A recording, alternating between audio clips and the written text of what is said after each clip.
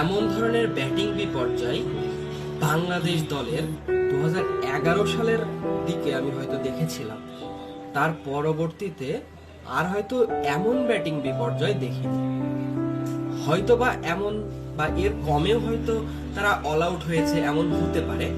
But এই ধরনের যে খেলা প্রদর্শন, যে ইব্রাহিম জাদরান তিনি রান করেছেন, যেই রান তার থেকেও বাংলাদেশের টোটাল 11 জন মিলেও তার থেকে 2 রান কম করেছেন। অর্থাৎ শুধুমাত্র যদি ইব্রাহিম জাদরানের সাথে খেলা হয় তাহলেও বাংলাদেশ 2 রানে হেরে গিয়েছে।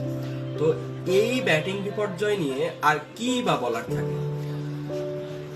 যেখানে মুশফিকুর রহিম, মাহমুদুল্লাহ, সাকিব আল হাসান, তামিম ইকবাল যখন খেলতেন তখন যে বাংলাদেশের ব্যাটিং লাইন আপ ছিল, বাংলাদেশ যেভাবে ওয়ানডেতে খেলা করত, সেই সময়কাল আর এখনকার যে সময়কাল আকাশ এবং পাতাল। বাংলাদেশের খেলা দেখাই মানে নিজেদের মুখে নিজেদের জুতো মারা উচিত, এমন অবস্থা। আপনাদের আসলে মন্তব্যটা আমি জানতে চাই যে আসলে বাংলাদেশ দল কিভাবে এগিয়ে যাবে, বাংলাদেশ দলের কোথায় কোথায় পরিবর্তন আনা দরকার। বাংলাদেশ আসলে টি-20তে উন্নতি করতে গিয়ে নিজেদের পছন্দের ফরম্যাট ওডিআই এইখানেই নিজেদেরকে দুর্বল করে ফেলেছে, এমন ভাবে ভেঙে ফেলেছে যে আর মানে উঠে দাঁড়ানোর সক্ষমতা নেই। রাত পেরোলেই ওয়েস্ট ইন্ডিজ সিরিজ ঘরের মাটিতে, সেটার জন্য অবশ্যই শুভকামনা থাকবে।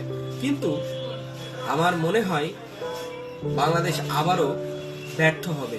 যদিও ঘরের মাঠে বাংলাদেশ বরাবরই শক্তিশালী এবং এই নিয়ে আমি পাওয়ার অফ প্রেডিকশন করব, তবে আমার মনে হয় বাংলাদেশ জাতীয় দল ওডিআই অবশ্যই এখানে খুবই খারাপ পারফর্ম তারা করবে যদি তাদের এই পরিবর্তন তারা না আনে।